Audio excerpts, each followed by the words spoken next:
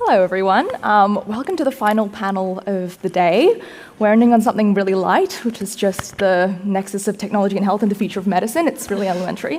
I would love to start with you, Noushin. We were talking earlier about your work, which really sits at the intersection of medicine and engineering, and you were talking about the severe underrepresentation of women in engineering, and I'd love to pick your brain about that. Sure. I'm an engineer by background, so I'm a materials engineer for my bachelor and master. For my PhD, I narrow it down into a very very tiny scale, which is nanotechnology. So you might ask, what is nanotechnology? Nano is 1 billionth of a meter. To give you an idea about what that means, is your hair. The thickness of your hair is 100 micrometer. So now if you have your hair in terms of the diameter, take that and then divide it by 100,000, and then you get to 1 nanometer. It's very difficult to do that, okay? So imagine we were all talking about coronavirus. We're talking about how viruses can travel in the air because they are very tiny and they are very light. One virus is roughly around 100 nanometer, just one cold virus. Imagine that you have one cold virus in your hand and then you divide it by 100, and one of those pieces is actually 1 nanometer. Why we are obsessed about that is that when you go to the nanoscale, it's not just about making things smaller because we are just nerdy people and then we're crazy and we are probably bored, we don't have anything else to do, so let's do nanotechnology. It is actually when you work in that tiny, tiny scale, you are you have a superpower. You can do things that is not doable in the macro scale. You can create material that they don't really exist in the real world. I can make, one example is that if you have a golden ring around your finger, we call it gold because, and the color yellow, we call it golden because the assumption is that gold is yellow, but I can make nano gold, nanoparticles of gold, which are green. You don't like it, it's absolutely fine. I can make them purple for you. And then, and I'm not adding any pigment into that. Just by changing the size of a nanoparticle, I can make them emit the light which has a different color. So you see them gold because they are not in a nanoscale, but I can make them purple, green, I can make them blue, I can make them any color that you want. And it's not just for the fun, I have them providing me with the property that they don't have it in real life. I'm an engineer and I'm an advocate for women in engineering because we don't have many of them. In fact, we all advocate for women in STEM. I think we have to particularly advocate for women in engineering because within the STEM field, engineering is actually severely underrepresented. So why I encourage every one of you to be an advocate for women in engineering because we really desperately need them. Let me give you one example. Women have 47% higher risk of getting injured in a car accident, and they have 17% higher risk of death in the car accident, not because we have a fragile body, no, just because the car, the seatbelt, the airbag, the gap between the seat and the front of the car is not designed for our body. When they tested the car to make sure that it is safe, they had a dummy test, and the dummy test had 1 meter 78 centimeter height as a tall, and also 78 kilogram, and this is very, very more than the average height and weight of women. That's why women in a car accident get more injured and they die more frequently. Why we have this problem? Because we didn't have women engineers around the table when they designed the car. And this is only one example. We need women engineers being around the table for the design of every single product to make sure that the product is suited the other 50% of the population. I feel like I want to become an engineer now. Am I just going to have a career change? And by the way, it's fun. Speaking of things in small packages, Georgia, you research cell death, which is really metal. researching cell death as a job is amazing. I would love to hear about, your interest in that and also how it goes towards treating diseases like cancer. Yeah, so I also work on small things, but nowhere near as small as that. And if we go back to the hair analogy, if you think about your strand of hair, 10 cells can fit across a width of your hair. So this is the size range that I'm working in. And cells are fascinating because they make us who we are. We have about 13 trillion cellular building blocks that make up the human body. And in every given moment, in the time that takes me to say this sentence, about 10 million of our cells within our bodies would have just died immediately. And so it's so important for us to understand this normal part of life. But of course we need our cells to die. This is good to get rid of the old and the damaged cells, but it's so important in different diseases and it's applicable to so many different kinds of disease. If you think of degenerative disorders, things like Alzheimer's disease, this is when our cells are dying too much, where the cells in the brain are degrading. On the other side of things, when our cells aren't dying enough, this is when we have things like proliferative disorders, like cancers. One of the characteristic hallmarks of cancers is the ability of the cells to grow and take over the body. So we must be able to understand this process called cell death. And if we think about cancer as an example, in nearly 50% of all cancers, it's these proteins, these molecules that are driving this program, cell death, that are being mutated. And so we need to be able to understand the molecular mechanisms so we can develop better therapeutics. And it's been such a privilege to work at my current institute, the WEHI, as they have been the leaders in the field of cell death. And they've been translating these discoveries from understanding how cells die to now making therapeutics to target it, and now we are now seeing these therapies in the clinic curing people of leukemia. That's amazing. I feel like something that'll really come across from speaking to these panelists is how broad the term medicine is, which is what brings me to you, Tania. So Tania used to be a soprano before she founded Mind Medicine, which is a charity. She's still a soprano. I was wondering, she was doing this in the green room, and I was like, we have an opera singer as well. It's like a private performance. And we were joking that you kind of moved from the soprano high to the high of psychedelic assisted therapy. And I was wondering what your thoughts were in terms of, I guess, like the way that alternate modes of therapy are entering mainstream medicine. Well, it's so important, and I just want to say, Australia, we just became the first nation in the world to reschedule psilocybin and MDMA, and that is through the work of Mind Medicine Australia, the charity I founded with my husband. And for us to lead the world as a leader in healthcare treatment, particularly in mental health care, is like awesome. So give Australia a huge round of applause for that. And we so need that, because look at your neighbour right now. Just turn and face your neighbour. 1 in 2 of us will experience a serious mental illness in our lifetimes. At the moment, 1 in 4 of us are on antidepressants. We are the second worst in the world of OECD nations in terms of our mental illness, only ahead of Iceland. And don't you think the weather's a lot better here? So what is causing all of this trauma and addiction and depression? I would say it's that we're in a world where there is so much disconnection. We talk more to boxes and screens than we do to one another. And we are divided. There's a lot of discrimination in this world, a terrible amount of uncertainty. The future is rapidly changing and we don't quite know where we're heading. And perhaps we're not looking well enough at where we've come from. So we urgently need these innovative new therapies, alternate therapies, to really help us to get well, to get whole, to lead meaningful, healthy and happy lives.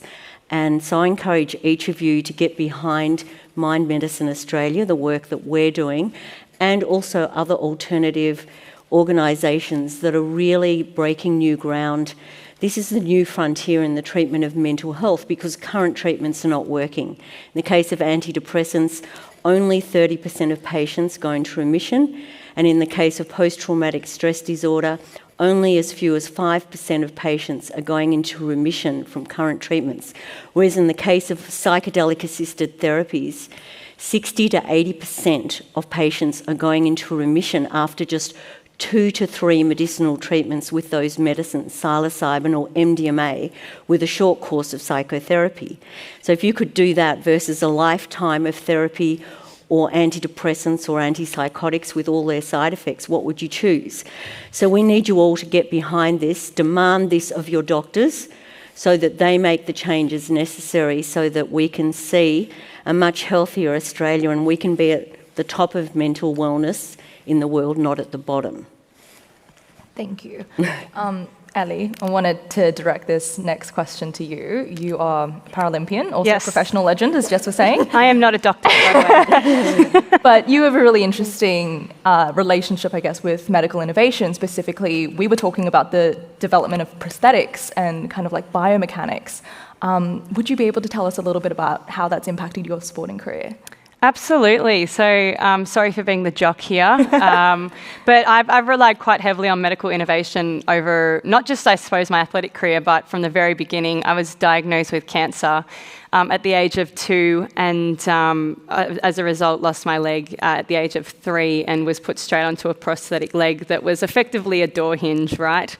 And was suspended from my body by just like a simple strapping system. If we fast forward almost 30 years later, I'm now walking on a leg that has computers, it has Bluetooth, there is an app for my leg, and there's a pin system so that my friends can't hack into my app and change all the settings. But incredible at how quickly just the innovation around prosthetics is developing, particularly when we are finding people with disabilities now want to be able to access the communities and become active members of our communities.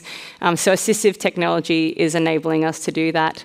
At the moment, I'm a retired athlete. I retired 10 months ago, and I was on my old athletic leg up until a few weeks ago, and I put a bit of weight on and I started kind of muffin topping out of the top of my leg and rang my prosthetist and got a new one made. And whilst I was there, he said, have you ever tried walking on a high heel foot? And I was like, whoa, that wasn't around, a few years ago when I had my last leg made.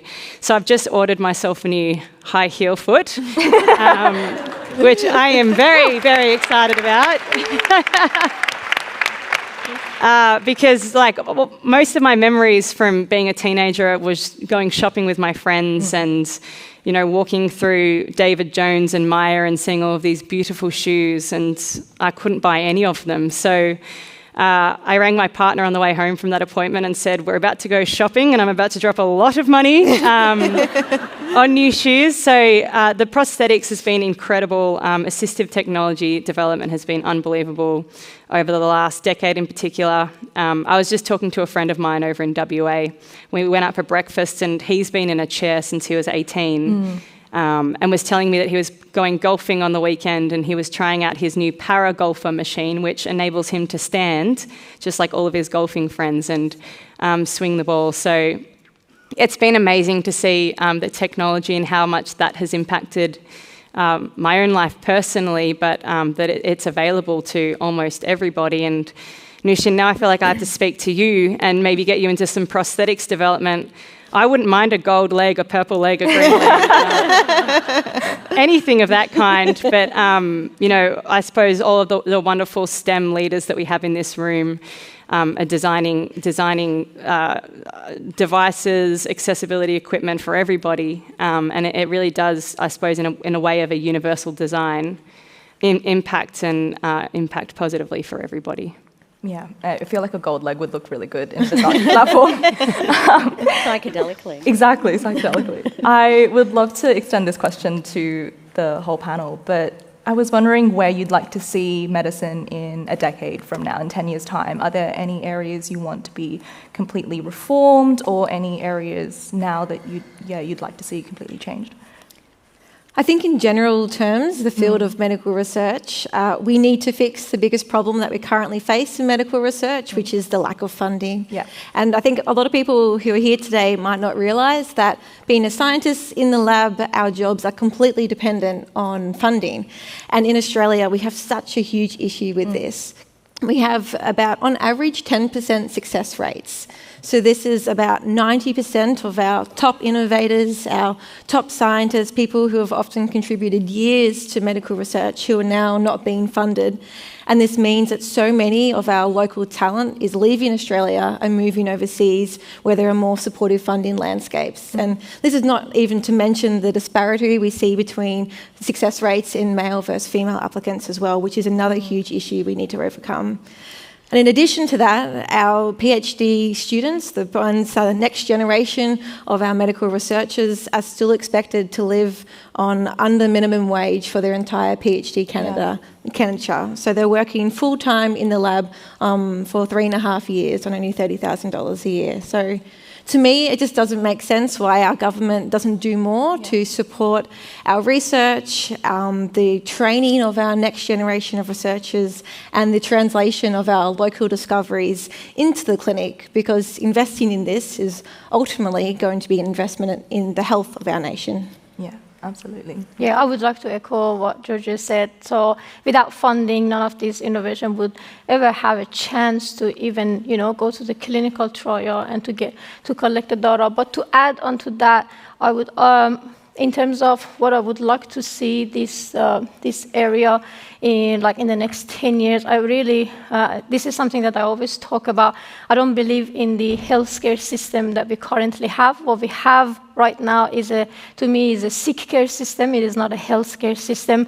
Right now, we don't have any system that can continuously monitor our health. So we actually take this for granted, and we think that we are, perfectly healthy because we don't have any symptoms like right now.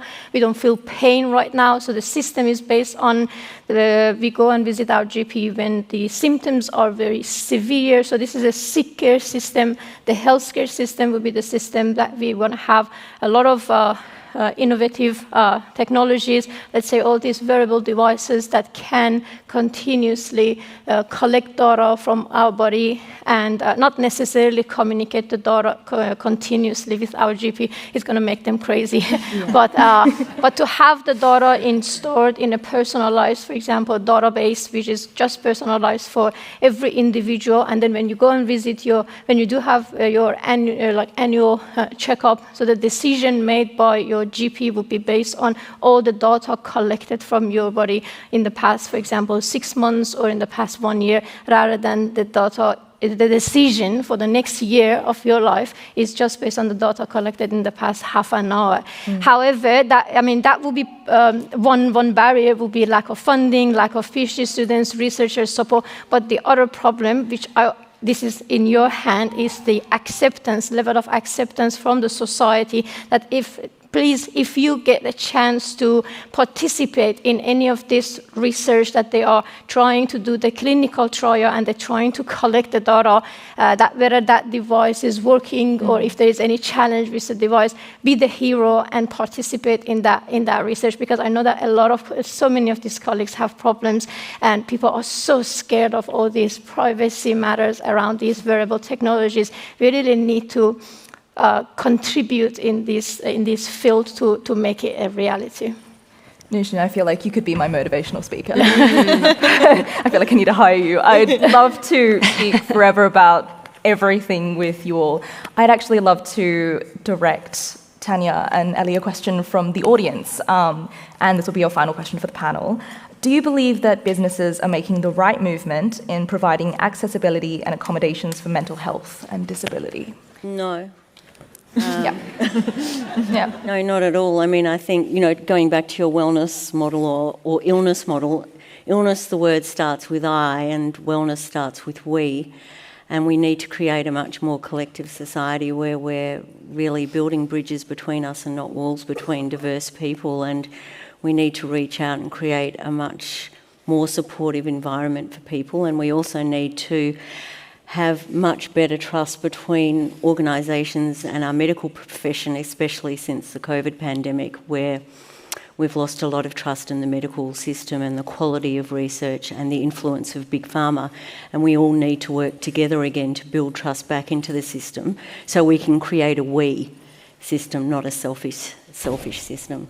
How about you, Ellie? Yeah, I think the COVID-19 pandemic really highlighted a lot of the gaps that we have in the medical industry. I know for people with disabilities, it was really difficult, to access telehealth, particularly if you have an intellectual impairment or a visual impairment. And I know of some people who are still locking themselves in their homes, afraid to go outside because of the COVID-19 pandemic, and nothing is being done about this. I think if I speak on to the NDIS in particular, though, the NDIS, was rolled out to be able to give people some more independence, to be able to access the medical equipment they need or access the services that they need to become active members of the community. And the idea of rolling out the NDIS, I was so excited by.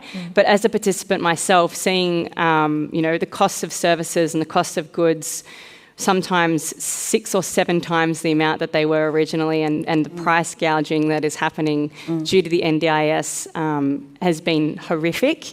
A prosthetic has gone. I just got this new socket made. It was about $4,000 or $5,000, 6 years ago, and I just paid $22,000 for a prosthetic. So whilst the idea of the accessibility is there, we kind of all need to be working together to enable that to happen. And there's no laws in place for people to increase prices as they see fit or by a certain percentage. So I think we all have the intention, but at the same time, if the exploitations can be made, we are seeing that unfortunately in other cases too. So I understand that healthcare or sick care is a huge beast to tackle. But we do all need to play our part and make sure that we are doing the right thing. For sure. Thank you so much, everyone, for your time today. And thank you, everyone. Happy Codes.